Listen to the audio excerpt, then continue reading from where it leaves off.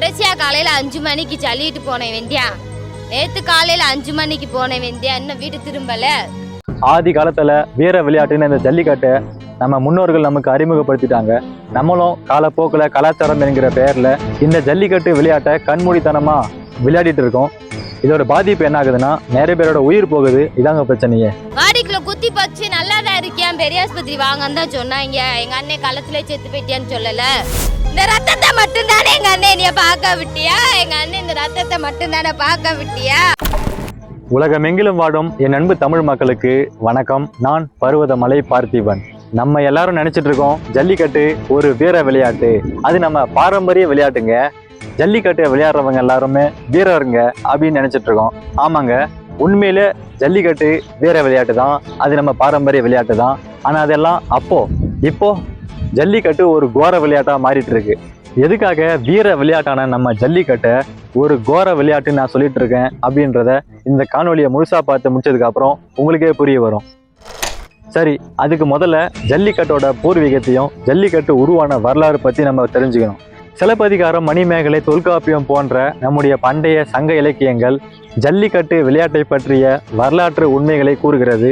இது மட்டும் இல்லாமல் மொகஞ்சதாரோ, சிந்து சமவெளி நாகரிகங்களில் அகழாய்வின் போது தோண்டப்பட்ட கல்வெட்டுகளில் மிகப்பெரிய திமில் கொண்ட காளை மாட்டி முதுகை ஒரு மனிதன் பிடித்து அடக்குவது போன்ற உருவம் பொதித்த கல்வெட்டுகள் கண்டெடுக்கப்பட்டுள்ளது. அதன்படி ஜல்லிக்கட்டு பண்டைய காலங்களில் இருந்தே விளையாடப்பட்டு வருகிறது என்பதை உறுதிப்படுத்தலாம்.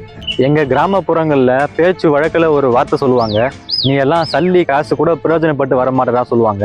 அப்படின்னா என்ன அர்த்தம்னா, நீ எல்லாம் எதுக்குமே லாயக்கு இல்லடா அப்படிங்கிற அர்த்தத்தில் நாங்கள் எவனாச்சும் திட்டுறதா இருந்தால் இந்த வார்த்தையை பயன்படுத்தி திட்டுவோம். இந்த ஜல்லி காசுன்ற ஒரு விஷயம் ஜல்லிக்கட்டு தாங்க குறிக்குது.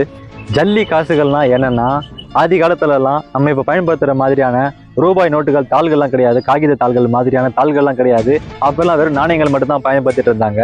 இந்த நாணயங்கள் என்ன பண்ணுவாங்கன்னா, ஒரு துணியை விரித்து வச்சு அதில் இந்த நாணயங்கள் எல்லாம் போட்டு அதை நல்லா முடிச்சு கட்டி நல்ல மிகப்பெரிய திமிழ் உள்ள ஒரு பெரிய காளை மாட்டோட முதுகில் இந்த ஜல்லி காசை கட்டிடுவாங்க. ஏன் மாட்டோட முதுகில் இந்த ஜல்லி காசை கட்டுறாங்கன்னா, ஆதி காலத்துலலாம் சொந்த பந்தங்கள் நிறைய இருந்தாங்க. இப்போ இருக்கிற மாதிரி ஒரு குடும்பத்துக்கு 2 குழந்தைகள், 1 குழந்தைகள் மாதிரியான நிலைமை கிடையாது. அப்போ எல்லாம் வீட்டுக்கு 10 குழந்தை, 5 குழந்தை, 12 குழந்தை, 20 குழந்தைன்னு குழந்தைகள் அதிகமாக வச்சுருந்தாங்க. ஆதி காலத்தில் வயதுக்கு வந்த ஒரு பெண்ணை திருமணம் செய்து கொடுப்பதே ஒரு மிகப்பெரிய சவாலாக இருந்தது.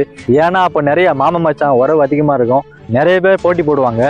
இப்படி ஒரு பெண்ணுக்காக 20-30 ஆண்கள் போட்டியிடும் போது அப்போ என்ன பண்ணுவாங்கன்னா, அந்த பெற்றோர்கள் இந்த காளை மாட்டோட முதுகில் கட்டியிருக்கிற சல்லி காசை யாரு போய் அந்த காளை மாட்டை அடக்கி அந்த சல்லி காசை அவிழ்த்து கொண்டு வரானோ அந்த வீர மகனுக்கு தான் என் பெண்ணை திருமணம் செய்து கொடுப்பேன் என்று கூறி இந்த போட்டி நடத்துவாங்க. இந்த காளையை கட்டுக்குள்ளே கொண்டு வந்து அந்த சல்லி காசை எடுத்துட்டு வர இந்த போட்டியை ஜல்லிக்கட்டுன்னு சொல்ல ஆரம்பிச்சு அது காலப்போக்கில் தெரிந்து ஜல்லிக்கட்டாக மாறி இருக்கு. இதுதாங்க நம்ம ஜல்லிக்கட்டு உருவான வரலாறு. இப்போ உங்களுக்கு புரிஞ்சிருக்கும் ஜல்லிக்கட்டு எப்படிலாம் உருவாச்சுன்னு.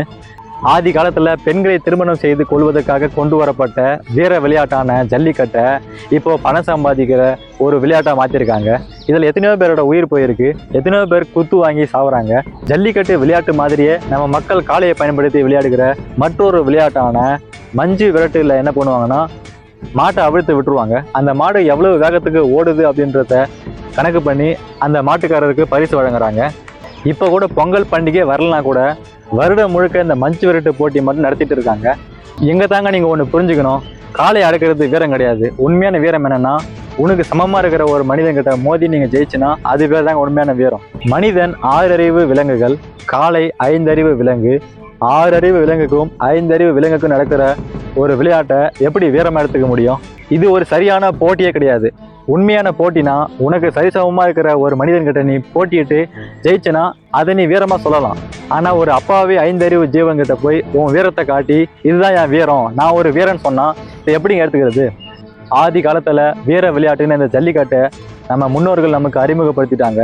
நம்மளும் காலப்போக்கில் கலாச்சாரம் என்கிற பெயரில் இந்த ஜல்லிக்கட்டு விளையாட்டை கண்மூடித்தனமாக விளையாடிட்டு இருக்கோம். இதோட பாதிப்பு என்ன ஆகுதுன்னா நிறைய பேரோட உயிர் போகுது. இதாங்க பிரச்சனையே. மாட்டுக்கு என்னங்க தெரியும்? மாட்டுக்கு எதுவுமே தெரியாது. ஒரு மாட்டை அவிழ்த்து விட்டுட்டு நீங்கள் போய் அடக்க போனீங்கன்னா அது என்ன நினைக்கும்? என்னடா நம்மளை வளர்த்தவனை எங்கள் ஆளை காணோம், சுற்றி எல்லாம் நின்று நம்மளை பார்த்துட்டு இருக்காங்க, எவனோ ஒருத்தன் நம்மளை வந்து ஓங்கி பிடிக்கிட்டு வரான், ஏதாவது பண்ணிட்டானா என்ன பண்ணுறது? மாடு பயந்துக்கிட்டு அந்த அச்சத்தில் யாரை பார்த்தாலும் குத்திட்டு போகத்தான் பார்க்கும். அந்த 5 அறிவு வச்சவனுக்கு என்ன தெரியும்? நீங்கள் அடக்க போகிறீங்க, இது ஒரு விளையாட்டு, இதில் ஜெயிச்சவனுக்கு பணம் தருவாங்க, இல்லை நமக்கு மாட்டுக்காரனுக்கு பணம் தருவாங்க, நம்ம ஜெயிச்சா நமக்கு பரிசு தருவாங்க அப்படின்னு அந்த மாட்டுக்கு தெரியாது. அந்த மாட்டுக்கு என்ன தெரியும்? ஒரு வாயிலா ஜீவனை எதுக்குங்க இப்படி கொடுமை பார்த்துறீங்க? உடனே நிறைய பேர் கருத்துக்கள் சொல்ல வந்துடுவாங்க. ஜல்லிக்கட்டு மஞ்சு விரட்டு மட்டும் இல்லைன்னா எத்தனையோ காளைகள் இப்போ கறி கடைக்கு போயிருக்கோம். நீ என்ன நண்பா சொல்லிட்டு இருக்க? நம்ம பாரம்பரிய விளையாட்டை நீயே குறை சொல்லலாமா? நீ எல்லாம் ஒரு தமிழனா அப்படின்லாம் பொங்கி நீங்கள் கருத்துக்கள் சொல்லுவீங்க. நானும் ஒரு தமிழன் தான். ஒரு தமிழனா இருந்து தான் இந்த வழியில பேசுகிறேன். ஒரு போட்டியில நீங்கள் போய் கலந்துக்கிட்டா அந்த போட்டிக்கு நீங்கள் காசு கொடுத்தாகணும். நீங்கள் சொல்கிற மாதிரியே இந்த விளையாட்டுகளை நம்ம வீர விளையாட்டுன்னு ஒத்துக்கணும்னா இது என்ன நீங்கள் இலவசமாக விளையாடுறீங்க? இது ஒரு சூதாட்டங்க. சூதாட்டம்னா என்ன தெரியுமா? அதான் பணம் கட்டி நீங்கள் பணத்தை அதிகமாக எடுத்துக்கிறது தான், மற்றவங்க பணத்தை நீங்கள் சுருட்டி எடுத்துக்கிறது தான். இது ஒரு சூதாட்டம் தானே. ஏன்னா யாருமே இப்போ இலவசமாக இந்த போட்டி நடத்துறது கிடையாது. ஒரு ஜல்லிக்கட்டில் போய் நீங்கள் ஒரு மாட்டை கலந்துக்கணும்னா அந்த மாட்டுக்காரர் பணம் தரணும். இல்லை அந்த காளைப்பிடி வீரர் கலந்துக்கிறாங்கன்னா அந்த காளைப்பிடி வீரர்களும் பணம் கட்டிட்டு தான் உள்ளே வர முடியும். இப்படி எல்லாத்துக்குமே பணம் இருக்குது. இப்படி பணம் கட்டி இதில் நீங்கள் வெற்றி பெற்றால் மட்டும்தான் நீங்கள் கட்டின பணத்தோடு சேர்த்து உங்களுக்கு அதிகமான பணம் வரும், இல்லை பரிசு பொருட்கள் வரும். அப்படி ஜெயிக்கலைன்னா உங்களுக்கு பணம் கிடைக்காது. தப்பி தவறி மாட்டால் குத்துப்பட்டு இறந்து போனால் உங்கள் உயிர் தான் போகும், உங்களுக்கு ஒன்றும் கிடைக்காது. எதுக்கு தேவையில்லாமல் நம்ம உயிரை பாழாக்கி வீரம் என்கிற பெயரில் நம்ம உயிரை விடணும்? இது வீரமே கிடையாது. ஒரு 5 அறிவு ஜீவராசிக்கும் 6 அறிவு ஜீவராசிக்கும் இடையில் நடக்கிற இந்த போட்டி எப்படி வீரமாக எடுத்துக்க முடியும்? கொஞ்சமாச்சு யோசிச்சு பாருங்கள். நான் ஒன்றும் கலாச்சாரத்தை அழிக்க வரல. இருந்தாலும் விளையாடுறப்ப பாதுகாப்பாக விளையாடுறது ரொம்ப நல்லது. ஒரு கிரிக்கெட் விளையாட்டில் ஒரு 5 ரூபாய் ரப்பர் பந்து வச்சு விளையாடுற கிரிக்கெட் விளையாட்டுலேயே முகத்தில் ஒரு கவசம் மாட்டிக்கிறாங்க, பாதுகாப்பு கவசமாக காலுக்கு கீழே ஒன்று மாட்டிக்கிறாங்க. இவ்வளவு பாதுகாப்பாக 30 ரூபா ரப்பர் பந்து முகத்தில் பற்றக்கூடாது, இல்லை உடலில் எங்கேயும் பற்றக்கூடாதுன்ற ஒரு அவசியம் இருக்கும்போது உயிர் போகிற அளவுக்கு இருக்கிற இந்த விளையாட்டை எப்படி சாதாரணமாக நீங்கள் விளையாட முடியும்? ஏதாவது பண்ணணும்ல. மஞ்சு விரட்டுன்னு ஒரு போட்டி இருக்குதுங்க. அந்த போட்டியில் என்ன பண்ணுவாங்கன்னா சின்ன சின்ன காளை மாடுகள், மிகப்பெரிய காளை மாடு இருக்கும், சின்ன சின்ன காளை மாடெல்லாம் கூட்டிகிட்டு வந்து பயிற்சி கொடுக்குறேன்ற பேரில் அதை அவிழ்த்து விடுவாங்க. அந்த காளை மாட்டுக்கு என்ன தெரியும்? சரி, நம்மளை அவிழ்த்து விட்டுட்டாங்க, நம்ம எங்கேயாச்சும் போய் பில்லு மேயலாம் அப்படின்னு சொல்லி வேகமாக ஓடும். அவிழ்த்து விட்ட குஷியில் மாடு வேகமாக ஓடிட்டு இருக்கும் போதே சுற்றி இருக்கிறவங்க அமைதியாக இருக்க மாட்டாங்க. அவங்க என்ன பண்ணுவாங்க? பல்லாறுன்னு அந்த காளையோட முதுகில் அடித்து அது எவ்வளோ வலி தாங்கும்? அதுவும் ஒரு உயிரினம் தானேங்க.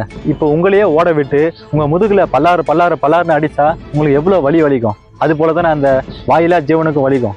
அதெல்லாம் யாரும் புரிஞ்சுக்கிறதில்ல. கேட்டால் சொல்லுவாங்க, அடித்தா தாங்க வேகமாக போகும், இல்லைனா எப்படிங்க போகும்? முதல்ல அந்த மாடு எதுக்கு வேகமாக போகணும்?